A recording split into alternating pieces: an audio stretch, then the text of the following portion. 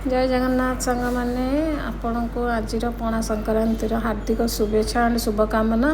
आज आमर ओडिया नववर्ष तेणु हैप्पी न्यू ईयर। वास्तविक एटा आमर हैप्पी न्यू ईयर जोटा कहते नहीं कि पूरा फुल सूर्यंकर ये आमर हैप्पी न्यू ईयर पालन कराउछि। तादरे महावीर जन्मोत्सव आमर यही उत्सवटी पूरा पल्लीठू आरंभ करी सहर पर्यंत सबुआड़े चंचलतार पालन कराए। सबुआड़े जमती झांझीर मंगला हो या से दंडा महावीर हो कि सेठी खानगारे पंचमुखी हो, सबुआड़े सजा सजी तोरण लाइट भजन एते व्यवस्था होता है जोटा कि जमती बहुत दिन अपेक्षा रही है।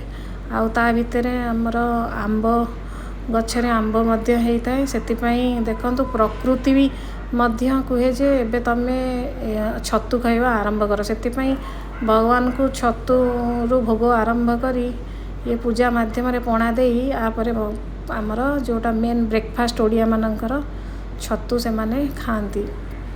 पणारे केमिति प्रस्तुत करें तार वीडियो मध्य मो यूट्यूब आप देखिपारे पणा प्रस्तुति। तापर देखो ये पूजा पत्र प्रस्तुति चलती। नना मध्य आसीगले। पूजा पत्र दिन में यही सब सजासजी जिनस एकाठी करवा टिके कष्ट किंतु भल भी लगे, कारण जिते से द्रव्य आप एकाठी करेंगे आप भगवान काम ही निजक नियोजित करेंगे। ये देखो बहुत सुंदर भाव होम कार्य समापन होची। होमरे स्वाहा अग्नि को द्रव्य द्रवीभूत होची। तापरे हवन सरला परे शेष पर्यायर आम पहुँचलु। शेष पर्यायर महावीर आरती चलची। आरती ही गोटे पूजार शेष भागर आम पहुँची थाउ। से आम समस्ते मिसी दीप साहाय्य भगवान को आरती करूँ। कौन मध्य आम दे पारू। सब कुछ तेरा तेरा तुझको अर्पण क्या लागे मेरा।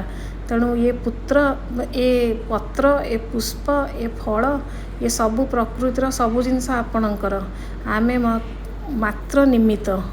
यही केवल आपण श्रद्धा और भक्तर भावना ही भगवान देखती। आउ किछि आमे दबाकू योग्य नुह। भगवान तांका पाखरे प्रथम ही से ऐश्वर्यर मालिक। तेणु तांकू आमे कौन बा दे पारू। तेणु महावीर हेले जदि भक्त हबाकू चाहती रामंकर पाखापाखि हबाकू चाहूथिबे ताले हनुमान को ही आपण को प्रथम पूजा करने को पड़ो। तांकू प्रसन्न करने को पड़ो। कारण तुलसीदास मध्य महावीर को प्रसन्न करी रामंकर परिचय पाइतले। से परी रामंकर प्रिय हबाकू हेले महावीरंकर दे गति दे तांको स्तुति करी आपण जाइकी रामं को प्राप्त करि परिबे। जी ही ए जीवनर मोक्षर कारण राम ही सत्य सनातन। तेणु शेष रे किछि न थाए, केवल राम नाम ही थाए। शेष पर्यायर आम देखु भगवान जन्मोत्सव से गोटे सुंदर व्यवस्था होता। पिला मन छोट केक भगवान आम निमित्त करी ताकू पूजा पाठ करी तांकू जेमती आमर छुआ मानकर आजिकल एटा गोटे रिचुअल्स केक काटिबा। आम गोटे छोट भगवान को अर्पण करी आम केक काटिलु।